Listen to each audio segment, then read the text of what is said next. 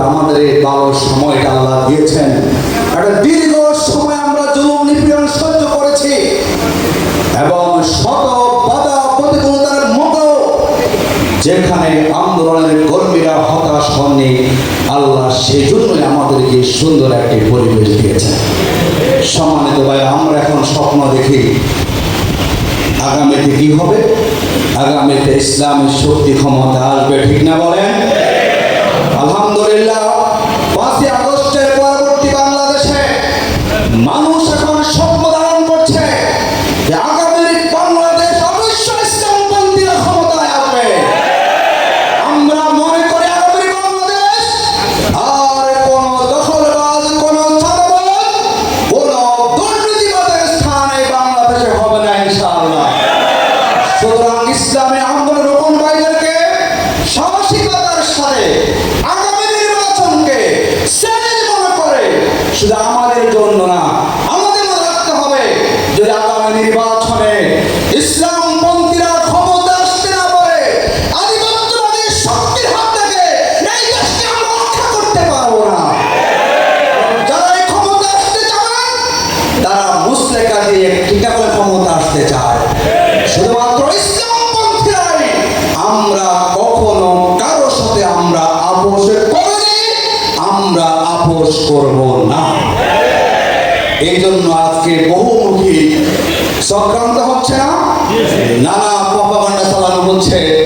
আমরা বলি আলহামদুলিল্লাহ, বাংলাদেশের জনগণ আজকে জামাত ইসলামী সহ ইসলামী শক্তিকে তারা মনের মণিকোঠায় স্থান দিয়েছে না?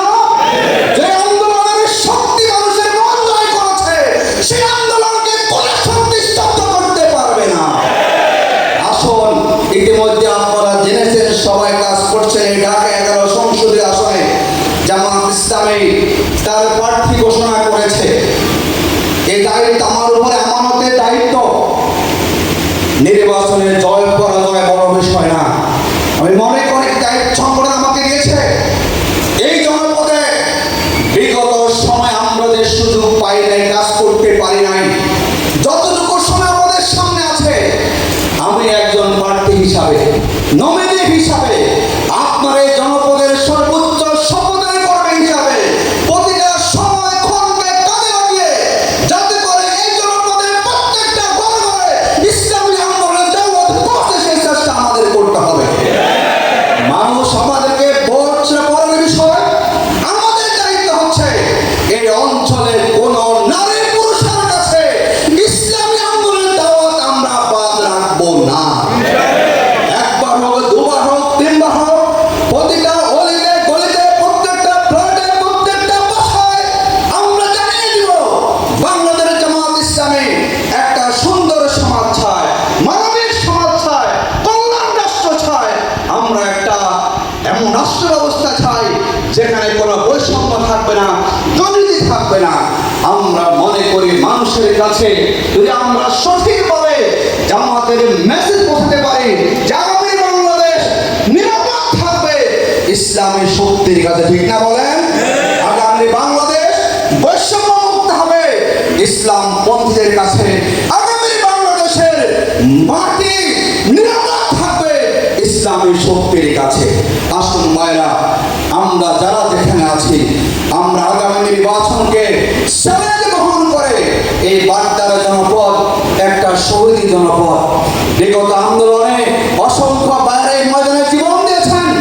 আমরা মনে করি জুলাই শহীদের ওই যারা জীবন দিয়েছেন তাদের সেই প্রত্যাশা পূরণ করতে হলে অবশ্যই এই জনপদে ইসলামের শক্তির প্রার্থীকে আমাদেরকে বিজয়ী করা পারবো না ইনশাআল্লাহ। আমরা আশাবাদী ইনশাআল্লাহ এই জনপদের মানুষ কোন দখলবাজকে আর জায়গা দিবে না। এই জনপদের মানুষ কোন সন্ত্রাসের কাছে আত্মসমর্পণ করবে না। আসলে আমরা সবাই সত্য অনুসরণ করি, ধারণ করি, আমরা কালেমার বাণী নিয়ে, তাওহীদের বাণী নিয়ে এই জমিনকে পরিবর্তন করার জন্য আমরা সর্বোচ্চ শ্রম ঘাম দিয়ে আমরা চেষ্টা করি, আমরা আর্থিক কোরবানি করি। আল্লাহ রাব্বুল আলামিন আগামী বাংলাদেশকে কবুল করুন। আগামী বাংলাদেশ আমরা মনে করি একটা জোট হবে ইসলামপন্থী ইসলামী আন্দোলনের নেতৃত্বের কাছে এই বাংলাদেশের ক্ষমতা দেওয়ার জন্য মানুষের মুখে আছে না ইনশাআল্লাহ